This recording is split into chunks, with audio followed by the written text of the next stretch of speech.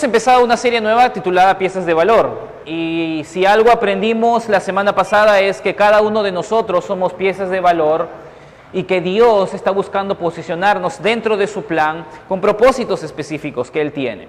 Una frase nosotros utilizamos la semana pasada y la repetimos varias veces. Yo no quise que salga de su mente y la repetí de muchas maneras, y es: Dios quiere usarte. Esta frase muy sencilla, que de alguna manera la podemos entender y que es fácil de comprender, que la hemos escuchado en algún momento en alguna enseñanza, es lo que podemos comenzar a aprender en este primer tema de piezas de valor.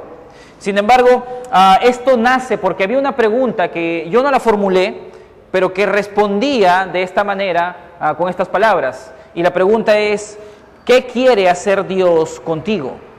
¿Qué es lo que Dios quiere hacer contigo de forma directa? Y lo que Él está buscando hacer es usarte. Si hay algo específicamente que Dios espera del pueblo que ha elegido, de los hijos que Él tiene, es justamente usarlo. Nos diseñó para usarnos desde un inicio, y desde el momento en el que en la mente de Dios se ideó el hombre y la humanidad, Dios lo concibió como un instrumento. Nunca esperó que sea algo inerte, que no sea útil. Todo lo contrario, esto justamente lo aprendimos de esta manera. Ahora, si yo entiendo esta pregunta, si yo logro comprender lo que esta pregunta me quiere dar a entender, entonces yo, como soy una persona que busca agradar a Dios, rápidamente viene a mi mente una pregunta que es muy lógica, y es la siguiente: ¿en dónde quiere usarme? ¿En dónde Dios quiere usarte a ti y a mí? Porque si yo logro entender que Dios me diseñó para ser un instrumento en sus manos y que Dios me creó y me dio la oportunidad de ser útil, entonces la primera pregunta que vendrá a mi mente es: entonces, ¿en dónde quiere utilizarme?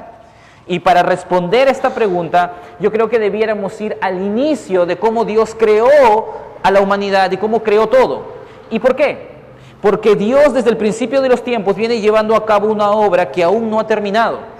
Y si hay algo en lo que tú y yo y todos los hombres podemos ser útiles, es justamente en aquella obra que Dios viene emprendiendo desde el principio de los tiempos y que aún no se ha terminado. Y eso significa que yo tengo que entender lo que Dios está haciendo. Así que en este primer instante de la enseñanza quisiéramos comenzar por este primer punto, y es justamente entender a Dios. Vamos a intentar ir a la Biblia de tal manera que lo que aprendimos la semana pasada comience a tener sentido en base a lo que vamos a abrir hoy como un abanico de oportunidades. ¿Dónde Dios quiere usarme? Es las respuestas que vamos a estar dando a lo largo de toda la enseñanza. Y justamente en este primer momento lo que necesitamos hacer es entender a Dios. Así que para eso vamos a tener que ver qué es lo que sucedió. Y tú sabes que la semana pasada estuvimos leyendo Génesis capítulo 1 y vimos cómo Dios en su escenario de la tierra creó todo lo que existe, y en su tiempo específico creó al hombre. Y lo hizo de una forma especial, lo hizo a su imagen y semejanza. Pero quiero que logres entender de una forma más profunda y más detallada cómo es que esta creación cumplía el propósito que Dios tenía. Y por esa razón te quiero pedir que vayas a Romanos capítulo 1, versículo 18 al 20. Romanos capítulo 1, desde el versículo 18 al 20. En esa porción vamos a encontrar una explicación de cómo Dios y todo lo que creó de forma material e inerte, que no es el hombre, tiene un propósito específico. Y vamos a leerlo. Romanos capítulo 1, versículo 18 al 20 dice: porque la ira de Dios se revela desde el cielo contra toda impiedad e injusticia de los hombres que detienen con injusticia la verdad. Porque lo que de Dios se conoce les es manifiesto, pues Dios se lo manifestó. Porque las cosas invisibles de Él, su eterno poder y deidad, se hacen claramente visibles desde la creación del mundo, siendo entendidas por medio de las cosas hechas, de modo que no tienen excusa. En esta pequeña porción de la Biblia nosotros encontramos que el autor comienza a describir la circunstancia de toda la humanidad. Nadie tiene excusa delante de Dios. Todos en algún momento hemos rechazado a Dios. Y lo hemos rechazado porque hemos llegado a conocerlo de cierta manera. ¿Y cómo? ¿Y cómo es posible que la persona que no tiene a Cristo en su corazón llegue a conocer a Dios hasta cierto punto? es que cuando el hombre o la mujer comienza a observar el mundo en donde vive, comienza a observar lo hermoso y lo perfecto de la creación, en donde si tú aumentaras 1 metro más de mar, el planeta Tierra sería demasiado caliente y definitivamente no podría existir vida, y si tú le quitas 1 metro más de mar, sería muy frío y no podría existir vida. En esa perfección que Dios hizo, cuando el hombre la observa y la estudia, puede llegar a concluir que Dios es real, que existe un poder divino que está por encima de lo que Él es, y que este poder divino creó todo lo que existe. Es por esa razón que cuando tú ves el versículo que está ahí, el versículo 20, dice, porque las cosas invisibles de Dios o de Él, su eterno poder y deidad se hacen a medias, dice ahí, ¿no? O escasamente visibles. ¿Qué dice ahí? Claramente visibles desde la creación del mundo, siendo entendidas por medio de las cosas hechas, de modo que no tienen excusa. Y si tú sigues leyendo, la siguiente sección del verso va a decir que conociendo a Dios, decidieron rechazar a Dios y poner en otro lugar a Dios y en su corazón otras cosas. Ningún hombre tiene excusa delante de Dios porque Dios se ha revelado a través de su creación. Y lo interesante de esto es que tú tienes a todo lo creado que Dios va a mencionar en el capítulo 1 de Génesis con el propósito de mostrar que Dios es real y que tiene poder creador. Y toda la creación puede mostrar lo inmenso del poder de Dios y lo complejo que tiene. Tú ves un agujero negro y lo inmenso que es y lo destructivo que es, eso lo creó Dios. Tú ves lo hermoso del planeta Tierra y los paisajes que existen, eso lo creó Dios. Tú tienes un pequeño cachorrito tierno que de pronto es muy bonito y te agrada, eso lo creó Dios. Incluyendo a ese pequeño bebé que aún no tiene sentido común, también lo creó Dios.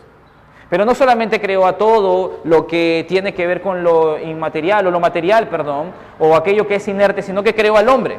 Y cuando tú vas a Génesis, y no te voy a pedir que lo busques, pero el versículo que leímos la semana pasada, en el capítulo 1, versículo 26, dice, entonces dijo Dios, hagamos al hombre a nuestra imagen conforme a nuestra semejanza, y señoree en los peces del mar, en las aves de los cielos, en las bestias, y en toda la tierra, y en todo animal que se arrastra sobre la tierra.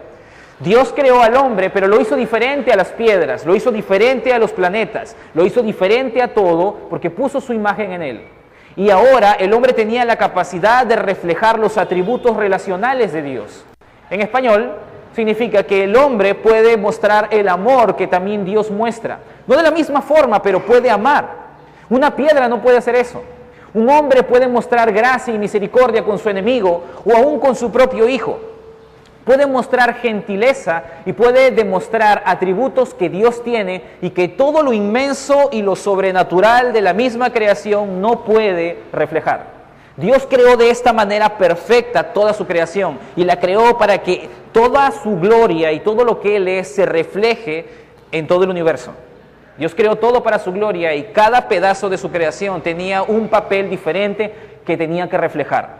Sin embargo, el pecado entró en la creación y todo eso se corrompió. Dios invirtió de su poder, Dios hizo todo esto de forma ordenada y cuando terminó dijo todo es perfecto y bueno en gran manera, pero llegó el momento en que el pecado entró en la creación y todo se corrompió. La misma creación fue sujeta a corrupción, dice la Biblia. Si tú lees Romanos 8:19, dice ahí, la creación espera con gran impaciencia el momento en que se manifiesten claramente que somos hijos de Dios, porque la creación perdió su verdadera finalidad. Esta es otra versión del versículo que tú puedes tener en la Reina Valera que tú manejas. Sin embargo, me ayuda a entender de una forma muy directa que en el momento en que el pecado entró en el corazón del hombre, no simplemente el hombre fue condenado a muerte, sino que todo lo que existe comenzó a degradarse y a destruirse. Y tenemos nuestro planeta y todo el universo que comienza a destruirse poco a poco. Y no es que Dios necesariamente lo hizo imperfecto, sino que el pecado comenzó a corromper esto. Y fue sujeta por el mismo Dios, como dice el texto. El hombre dejó de ser útil para reflejar la imagen de Dios una vez que el pecado entró en su corazón, y la misma creación dejó de reflejar lo perfecto de Dios y lo poderoso que Él es una vez que el pecado comenzó a corromper todo esto. Cuando todo eso sucedió, el cielo, donde estaba la presencia santa de Dios y que Dios es 3 veces santo, rompió relaciones con la tierra y con el mundo material. Dios va a tener que afectar la relación entre su tremenda santidad y ahora su creación que estaba comenzando a corromperse, y la conexión se va a perder. De tal manera que Dios va a comenzar a actuar frente a esta realidad. Aunque las relaciones se rompen, aunque Dios va a tener que sacar al hombre de este Edén, en donde estaba la presencia de Dios, Dios comienza a actuar y Dios comienza a ser reactivo frente a esta circunstancia. Porque Él lo creó de forma perfecta y Él va a ver cómo su creación se desperdicia en el pecado y ahora Él va a comenzar a actuar y literalmente lo que Él va a iniciar es una misión de rescate. Él va a comenzar a trabajar un nuevo plan y un nuevo proyecto para poder rescatar esta creación y poder seguir a través de ella mostrando su gloria y su poder. Y si tuviéramos que decir algo de forma directa es que lo que Dios está haciendo en este momento es rescatar su creación.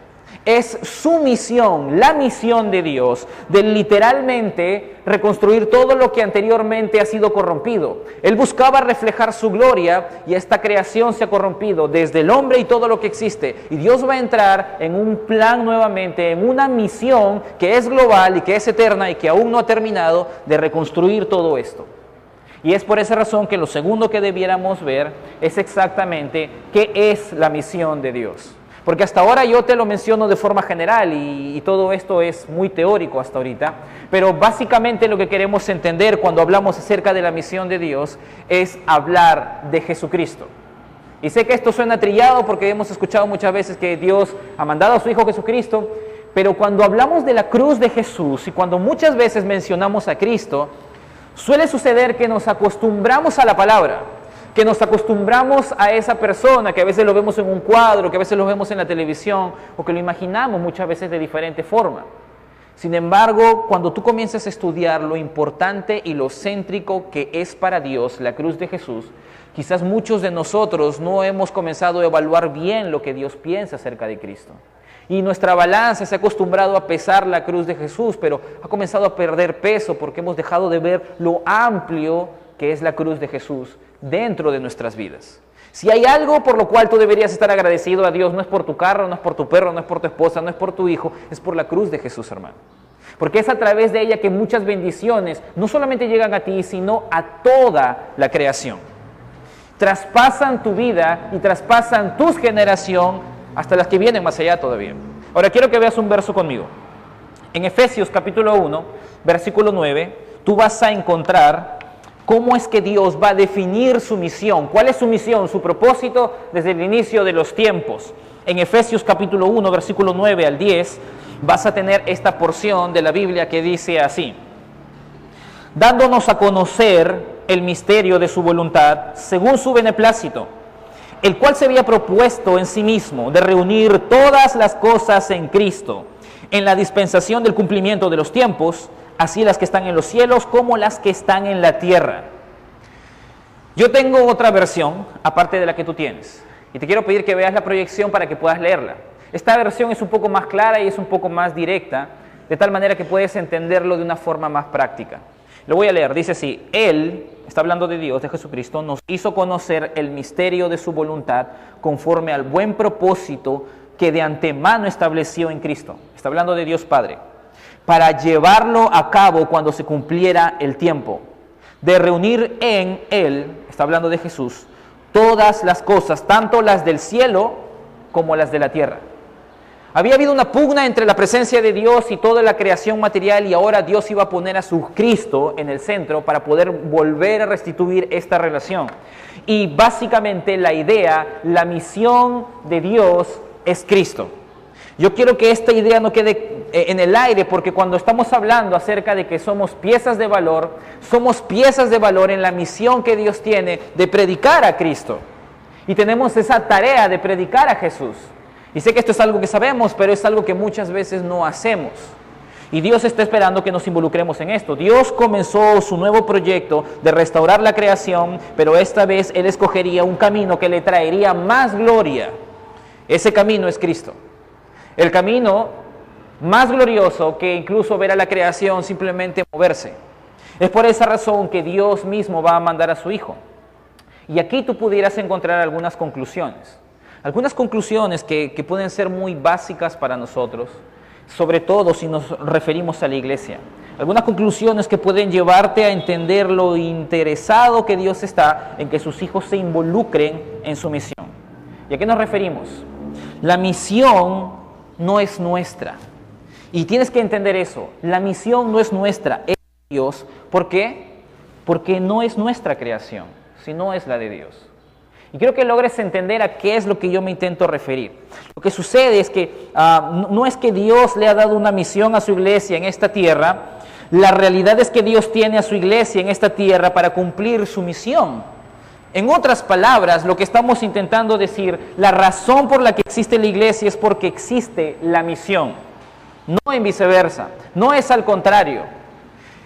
En otras palabras, si tú estás acá, si nos reunimos, si invertimos dinero en poder poner parlantes y poder tener un micrófono y tener una cámara que va a filmar la predicación y la vamos a poner en internet, y si vamos a ofrendar y vamos a sostener a siervos y vamos a pagar también para que la iglesia pueda crecer en su estructura e incluso puedan ir hombres a predicar a otro lugar, es para que justamente esto suceda. Y es el hecho, como dice aquí, y la existencia de que la misión de Dios sea grande y sea gigante, se cumpla la predicación de Jesús. ¿Y por qué?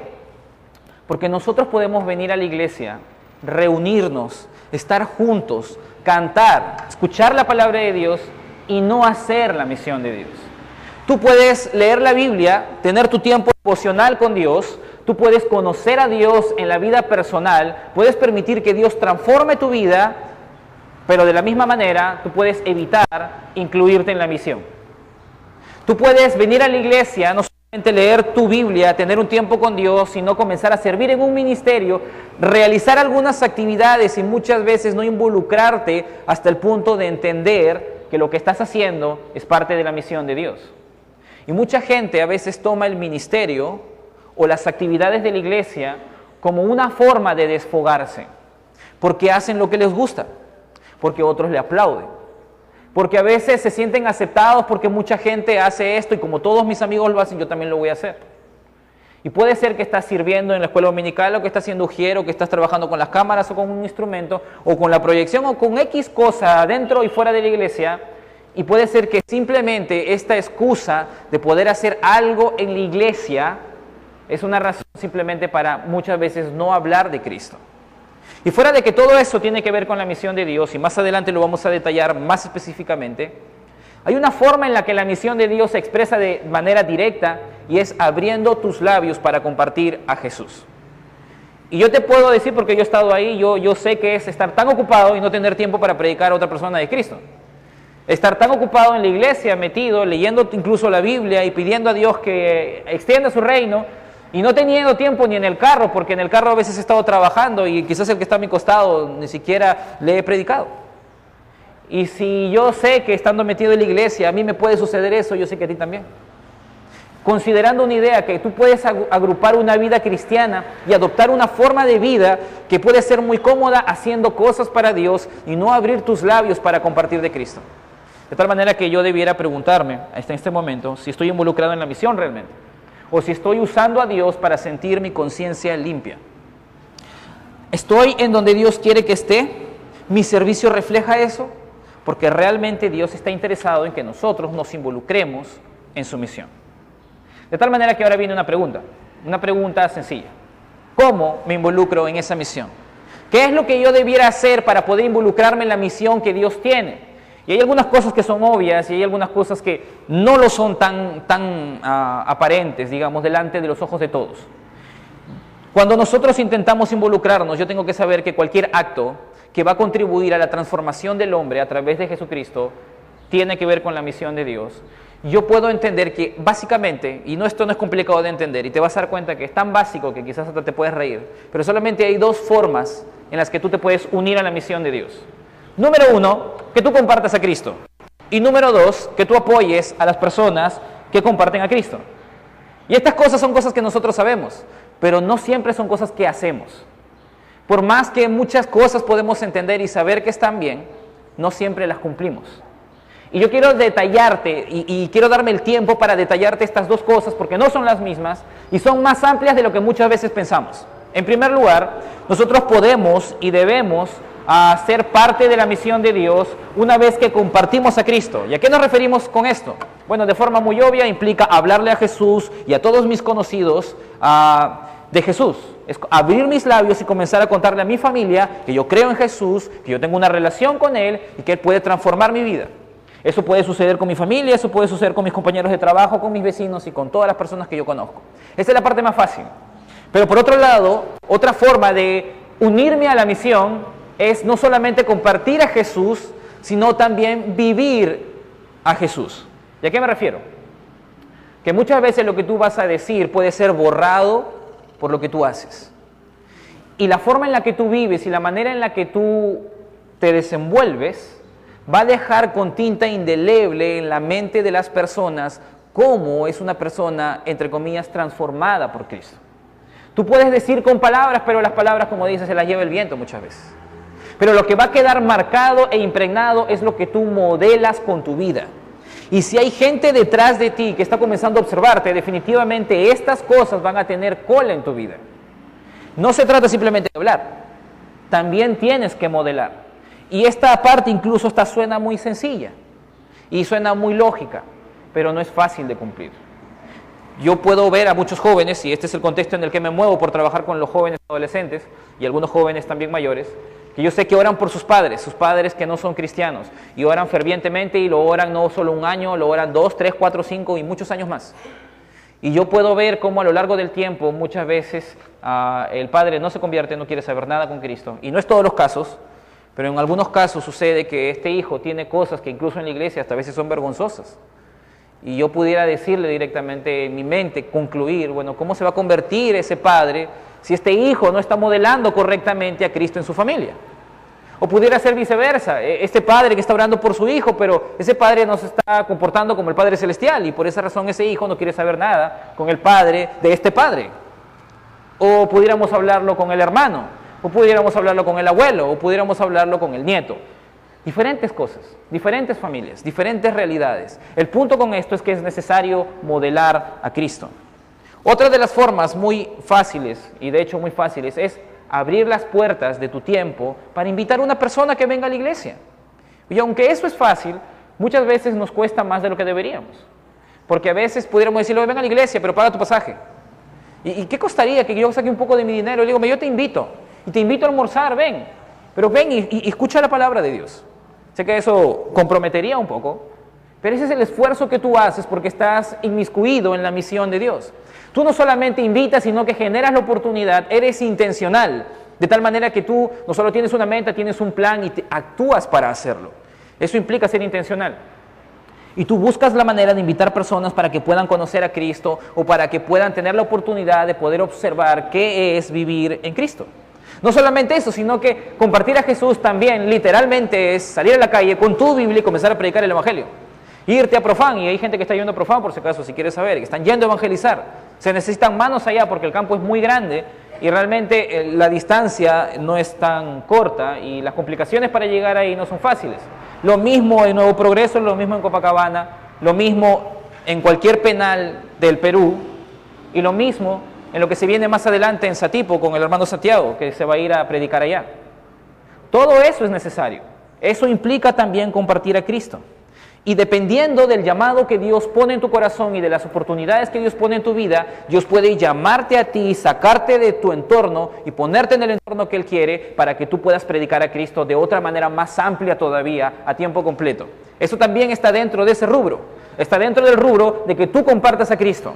Pero este no es el caso de todos. Este es el caso de aquellos que son llamados por Dios. Pero si no es así, tú invitas gente, tú compartes a Cristo, tú modelas a Cristo y tú buscas la manera de generar los espacios para que otras personas conozcan a Cristo. Y este es solo un punto, nada más. Y que es difícil de cumplir y que a pesar de que sabemos, no siempre lo cumplimos. Dios espera que lo hagamos porque somos piezas de valor, instrumentos que deben reflejar esto. Porque si hay alguien en todo el planeta Tierra que puede reflejar a Jesús, no es el incrédulo, hermano. Es el creyente que conoce a Dios, es el creyente que le va conociendo poco a poco, indistintamente de que tenga poco tiempo en la vida cristiana o que tenga mucho, hay un conocimiento que tiene y necesita compartirlo. Y ayer hablábamos con los adolescentes mencionando una cosa, ¿cuándo es el momento para comenzar a hacerlo? El momento es ahora. Porque lo único que necesitas para compartir a Cristo es valor para creer cuando Jesús dice: toda potestad me es dada en el cielo y en la tierra, por tanto id y haced discípulos. Y yo estaré con vosotros hasta el fin de los tiempos. Eso ha dicho Dios. Solo que a veces el cristiano está preguntándose: ¿y qué van a decir de mí? Y quizás ahora me comienzan a tirar a un lado, o quizás no sé qué voy a decir, o quizás esa persona reaccione mal, o quizás esa gente que yo estoy hablándole no es la persona más indicada para mí. La verdad es que a cualquiera en cierto entorno y en ciertas circunstancias puede darnos temor, y lo único que necesitamos es valentía. Valentía no es no tener miedo, por si acaso. De hecho, si tú no tienes miedo, lo que tú tienes no es valentía, sino es orgullo. Es todo lo contrario. Ser valiente es tener temor y hacer, a pesar del temor, lo que tienes que hacer. Y lo que tú necesitas hacer es predicar a Jesús y ser valiente. Ser valiente para creer que cuando tú vas a abrir tus labios, Dios te va a usar, porque Dios lo ha prometido y es su plan y es su misión. Hermano, ni siquiera es tu misión, es la misión de Dios. Y Dios ha puesto su espíritu y su palabra para que puedas hacer eso. Así que limitaciones por ese lado no lo tenemos. Por otro lado, la otra parte en la que nos toca poder involucrarnos en la misión de Dios no es cuando compartimos a Cristo nosotros, sino cuando contribuimos con aquellos que van a compartir a Cristo. Y bueno, aquí esto suena a dinero, ¿no? Y sí es cierto, hermano. Esta es la parte en la que nosotros podemos sacar de nosotros y dar nuestras ofrendas misioneras para que otros compartan el Evangelio. Sostener el reino de Dios a través de nuestros bienes. Pero esa es una forma. Y de hecho esa es una de las 5 que yo tengo acá. Pero es solamente una. Sin embargo, mucha gente se queda ahí y piensa que, bueno, involucrarme en el reino de esta manera, apoyando, es simplemente teniendo mi promesa y cumpliendo fielmente. Que de hecho no todos cumplen de forma ordenada. Y que yo debiera hacerlo. Pero tenemos que también saber que hay otra forma en la que nosotros podemos también contribuir con el reino de Dios, y es velando por las necesidades de quienes están haciendo la obra. Y estoy refiriéndome a aquellos que están haciendo la obra, que están cumpliendo la misión de Dios ahora. Y si tú te pones a pensar y buscas en la palabra de Dios, te vas a dar cuenta que hay gente que está haciendo la obra fuera de nuestro entorno. Está en Satipo, está en Pichanaki, está en la selva, está en la sierra, está en diferentes lugares y podemos enviarles ofrendas misioneras. Pero hay gente que está en nuestro entorno. De hecho, hay gente que está aquí nomás en la iglesia, en esta misma iglesia de Puente Piedra, y también está haciendo la obra y también tienen necesidades. Hay gente que trabaja en la iglesia a tiempo completo y por más que reciben un sueldo también tienen necesidades. Y hay gente que no trabaja en la iglesia pero está sirviendo literalmente en la iglesia, está dando de su vida al servicio de Dios y también tiene necesidades. Cuando nosotros vamos a contribuir con las personas que están apoyando el reino de Dios, en mi mente y mi lista no solamente pueden estar los misioneros, porque hay mucha gente que necesita esto. Hay hermanos que necesitan transportarse muchas veces y a veces algunos tienen carro. Yo he visto cómo Dios mueve el corazón de algunas personas para apoyar en este sentido. Esto es bueno. Pero no solamente es eso, hay muchas cosas más. Ahora sé que esto puede sonar un poco incómodo, quizás hasta no ético, porque yo soy uno de los que trabaja acá en la iglesia y soy uno de los siervos. Pero tienes que saber, y yo tengo que decírtelo con mucho amor, que se nos manda a predicar todo el consejo de Dios y esto también tiene que ver con el consejo de Dios. Y no podemos obviarlo. Sea que sea yo, sea que sea el pastor principal, sea quien se pare aquí, tiene que abrir sus labios en un momento y tocar este tema y decir que parte de nuestra labor, incluyendo de los que trabajamos aquí, es apoyar a aquellos que están sirviendo en el Evangelio. Más allá de todo esto, hay una verdad que muchas veces, o una mentira que se ha instalado en la mente de la gente, y es que nosotros tendemos a ver por separado las misiones y la iglesia local, pensando que la misión de Dios está fuera de la iglesia local y no aquí adentro. Y tienes que saber que la misión de Dios es tanto allá como acá. En los dos lugares se está cumpliendo la misión. Y Dios está levantando hombres para hacer la misión en diferentes contextos. Hay ciertas diferencias porque los lugares son distintos y las necesidades son diferentes. Sin embargo, la misión se hace aquí tanto como allá. De tal forma que yo no puedo sacar de mi mente que cuando voy a apoyar a aquellos que están haciendo la obra, eso implica todo, hermano. Hay ministerios exactamente que necesitan ciertas cosas, que necesitan tener algunos muebles por seguridad, que necesitan tener algunos medios para poder alcanzar a ciertos jóvenes, a ciertos niños, a ciertos adultos y a ciertos matrimonios, porque definitivamente todo eso sucede. Ahora, estas son solamente dos formas de poder contribuir con personas o gente o seres que están yendo a predicar a Cristo. Pero también tienes que saber algo más, que tú puedes contribuir con un grupo de personas que se asocian para poder predicarle a un grupo selecto dentro de la población en donde se encuentran. Nosotros en la iglesia le llamamos ministerios. Intento explicártelo de otra forma, ¿por qué? Porque los ministerios también están haciendo la misión. Y tú vas a encontrar un grupo de jóvenes que a veces van a dedicarse a trabajar con ciertos niños, o un grupo de adultos junto con jóvenes que trabajan en la escuela dominical. Y otro grupo de jóvenes y de matrimonios que van a trabajar con jóvenes intermedios y con adolescentes, y otros con jóvenes mayores y otros con matrimonios.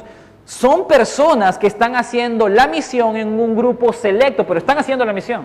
No están pasando el tiempo, no están simplemente generando una actividad para que la iglesia se llene haciendo cosas. Están haciendo la misión de Dios dentro de estas cuatro paredes. Y también afuera, porque tenemos grupos pequeños, y los grupos pequeños son vastos y amplios y ameritan supervisión, y no suceden acá usualmente. Lo que intento decirte es que tú puedes contribuir con otras personas que están haciendo la misión aún dentro de estas cuatro paredes y no necesariamente mirando afuera. No quiero decir que no deberíamos dar nuestras ofrendas misioneras o que no deberíamos apoyar a la gente afuera. No. Sino que la misión de Dios es tan grande y tan amplia que se ve aquí tanto como afuera. Porque los ministerios literalmente se dedican a eso. Ahora, hay ministerios que a veces no están dedicados abiertamente al contacto con las personas, o su labor no se desenvuelve directamente con trabajar literalmente con una vida evangelizándola. ¿Significa que esos ministerios no son parte de la misión y que los hemos impuesto simplemente para vernos bonitos? Yo quiero decirte que no, y te quiero poner un ejemplo sencillo. Yo hace una semana me encontraba con un cristiano que va a una iglesia muy grande, y él me decía que por ciertos problemas que él tenía y que había visto ahí, quería ya no estar en esa congregación. Él quería ir a buscar otra congregación, y yo me lo encuentro después de como de 2 años más o menos.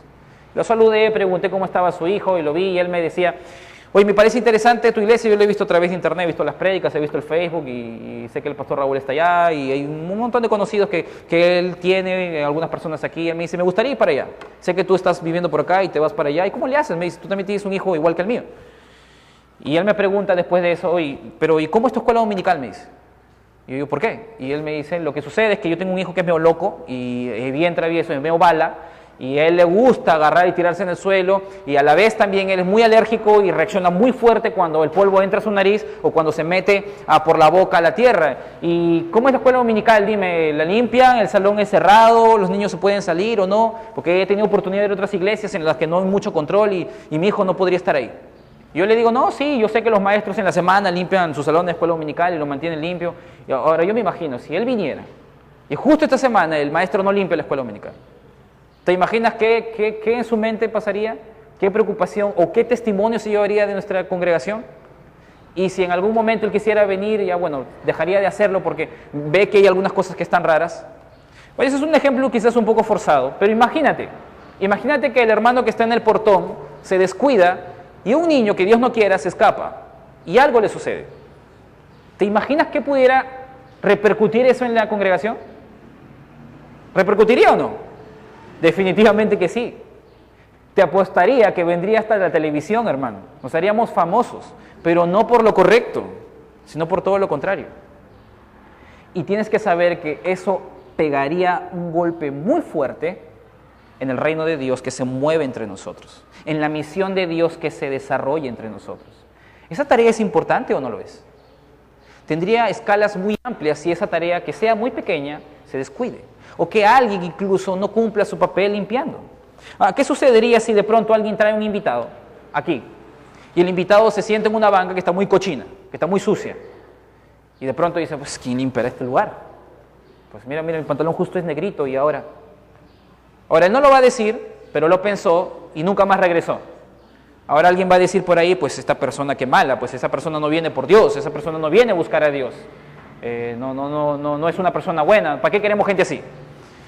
Y tienes que saber, hermano, que esa persona que es invitada no es cristiano. Nadie busca a Dios, dice el texto, no hay ni siquiera un justo que busque a Dios. Y si va a venir una persona invitada entre nosotros, si nosotros queremos realmente alcanzarlo y que conozca a Cristo, lo que nosotros debemos hacer es ser diligentes, no poner estorbo en su corazón en el desenvolvimiento de nuestra propia vida y nuestro propio servicio entre nuestras paredes, porque cada pedazo de tarea, aun sea limpiando una banca o sea cuidando ciertos aspectos de la misma iglesia o haciendo pequeñas cosas, todo eso tiene que ver con la misión de Dios. Y tiene aspectos y repercusiones en donde nos encontremos. Como cuando los músicos tocan y de pronto la proyección sale mal o los músicos se equivocan o ciertas cosas suceden en nuestro entorno. Todo eso tiene repercusiones. Y no podemos obviarlo, no podemos tomarlo a poco como si no tuviera consecuencias, porque las va a tener. Es importante que entendamos una cosa, que si me toca limpiar, yo lo voy a hacer de corazón como para el Señor, porque ese es mi papel. Y Dios me ha dado esa tarea. Si a mí me toca proyectar, yo lo voy a hacer con amor, porque en ese tiempo el pueblo de Dios está adorando a Dios. Está adorando al Dios que me salvó y que transformó mi vida y que me está dando la oportunidad de servirle en ese momento. Si a mí me toca tomar fotos o tocar un instrumento, yo tengo que ser diligente en todo lo que voy a hacer. Porque definitivamente cada una de esas cosas, Dios se agrada en que su misión siga avanzando. Y hay papeles que se mueven más que otros, pero todos seguimos moviendo esa maquinaria. Te invito a que si no eres parte de ella, seas parte de ella. Todo esto es la misión de Dios. No tienes que, cuando pienses en la misión de Dios, comenzar a pensar fuera del cerco de Lima. No es simplemente irte a provincia o al extranjero. Aquí hay suficiente trabajo y hay suficiente tema para hablar de la misión de Dios entre nosotros. Y en medida que Dios nos dé dirección, comenzaremos a enfocarnos y mirar fuera de este lugar para poder apoyar económicamente, en servicio y en oración en otros lugares. Y lo hacemos. Pero la misión de Dios está en todo lugar. De tal forma que yo pudiera llegar a decirte que necesitamos hacer esto. Entrar en un tiempo de redefiniendo. ¿Qué cosa? La misión de Dios. Muchas veces nosotros entendemos que la misión de Dios es simplemente las misiones y el pastor que está lejos predicando en la sierra o en la selva. La misión de Dios es acá, hermano. Y Dios te ha diseñado como parte de su pueblo para que le sirvas aquí y en donde estés. En donde Él te ponga, dice el texto, id y haced discípulos. Los discípulos fueron esparcidos por persecución y dice el texto, pero los que iban por ahí iban compartiendo a Cristo y se añadían cristianos en donde estaban. De tal manera que la idea detrás de esto es que hacer discípulos, compartir a Cristo, no es un evento aislado de mi vida, sino es un estilo de vida, en el que yo soy responsable en la tierra presente, pero soy responsable en el reino terrenal de Dios, en el reino que se mueve aquí, en estos momentos. Yo soy responsable con trabajar, con estudiar, con mover mi vida, con pagar mis impuestos, pero soy responsable con predicar el Evangelio a la vez en mi centro de labores, en mi centro de estudios, en mi entorno familiar, el entorno de mi vecindario, en donde yo me muevo. De tal manera que compartir a Cristo no es un evento aislado de mi vida, sino es un estilo de vida. Y Dios está buscando eso. Dios está buscando que seamos activos en esta gran tarea. Y simplemente por la idea sencilla de que somos piezas de valor. Dios lo diseñó de esta manera. Dios lo creó de esta forma. La pregunta es si nosotros estamos haciendo ese trabajo. Dios no nos creó con su imagen, no nos creó con su tremenda semejanza, simplemente para brillar. Nos creó para que abramos nuestros labios y compartamos a Cristo. Lo podemos hacer de diferentes maneras. Apoyando a quien está compartiendo a Cristo y abriendo nuestros labios para compartir a Cristo. ¿Estás dentro de la misión? ¿Estás haciendo la misión de Dios? Y si la estás haciendo, ¿qué te detiene para comprometerte en otro aspecto e ir más allá? Porque Dios está interesado que su pueblo, desde el inicio de los tiempos, esté involucrado en esta misión y más adelante Él va a seguir concretando sus planes y manifestando sus propósitos. Yo creo que hasta ahí es suficiente como para poder tener claro lo que Dios está esperando de cada uno de nosotros y entender que definitivamente yo debo entender que soy un instrumento y debo estar disponible para Dios. Dependiendo de mis prioridades, dependiendo de mi corazón, dependiendo de lo que yo pongo en primer lugar, yo puedo permitir que Dios opere esta labor en mí. Oremos. Si tú mismo eres consciente de que hay ciertas